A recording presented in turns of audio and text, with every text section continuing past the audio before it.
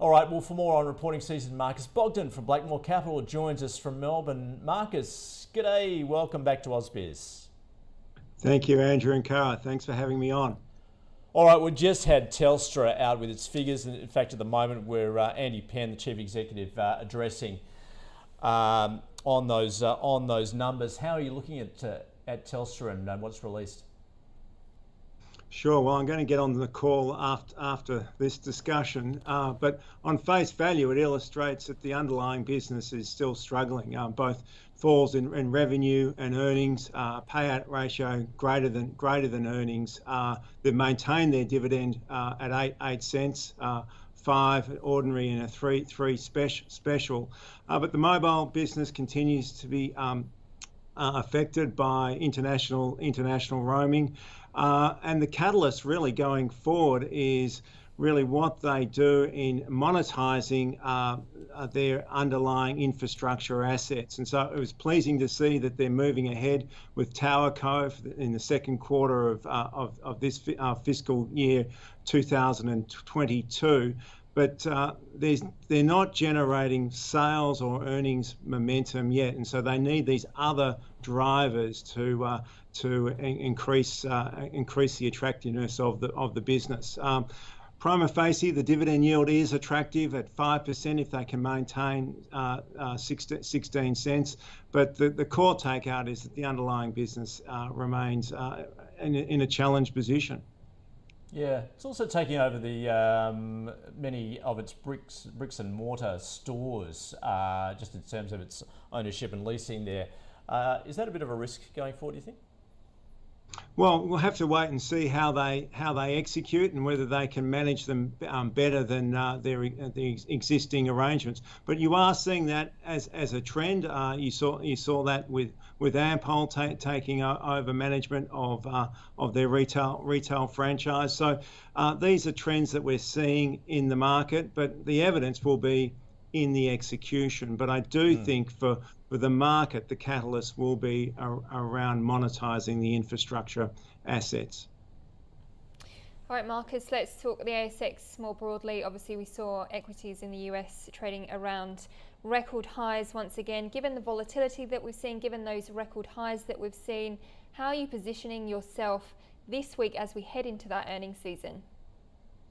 Well, what we've seen so far in the earnings season, with a few exceptions, have been underlying really strong results.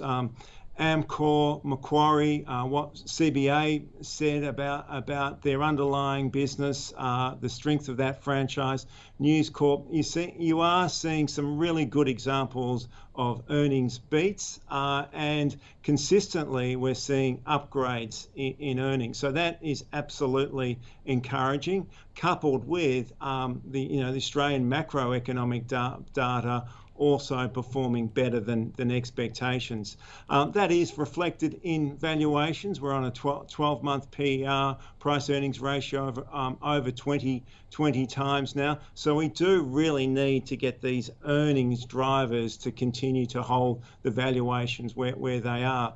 So where we're looking really is some of the high quality companies that have underperformed this recent rally, particularly Amcor, Brambles, CSL are names that would stand out as companies with very strong industry positions. They've been able to grow earnings through the pandemic, and they've got strong balance sheets.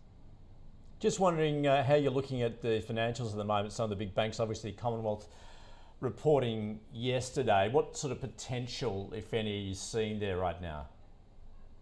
Well, it was interesting that, CBA fell back yesterday, and I think it was a reflection on the sort of the disappointment on the level of dividend and no announcement on any buyback. But the underlying business, the fact that they're growing above system growth in each of their core markets was encouraging. The provisioning side and the improvement there, and the capital position of CET position of 12.6%. is really setting them up well down the track to be able to release some of that surplus capital through either a buyback or higher dividends. And they have been conservative. The payout ratio was 67%, below their target range of 70 to 80.